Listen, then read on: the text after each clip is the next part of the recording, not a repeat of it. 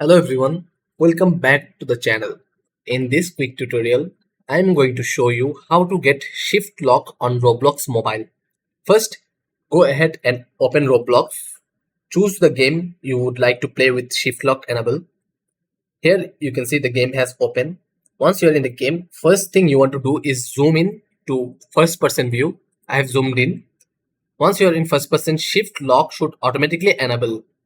You can now zoom out again and continue playing with shift lock on. In my case, it may not active it immediately, but this is the older method. If you are using an older version of Roblox mobile, it should work just fine.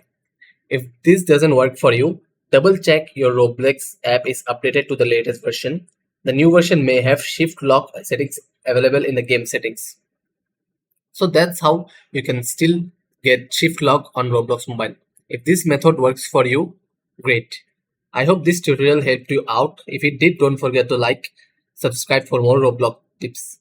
Thanks for watching and I will see you in the next one.